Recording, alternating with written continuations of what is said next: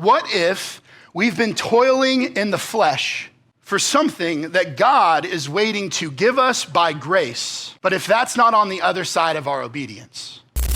At your word, I will let down the nets. Isn't that cool? Right? How many of us have been there? You have two choices. Trust your experience or trust what Jesus is telling you to do. It's called stepping out in faith, not stepping out in logic for a reason. Does that make sense? You know that oftentimes what Jesus calls us to do is something that we will probably not fully understand in the moment. Obedience never requires you to understand.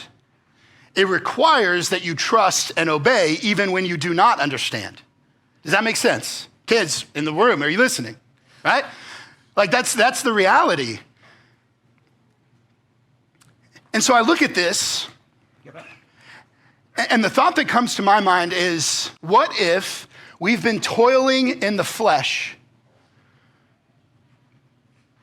for something that God is waiting to give us by grace, but if that's not on the other side of our obedience? Does that make sense? You know, you're waiting for something, for God's provision, and God's waiting for your obedience. Because the miracle here, the breakthrough for Peter, for these guys, it came on the other side of what? Obedience.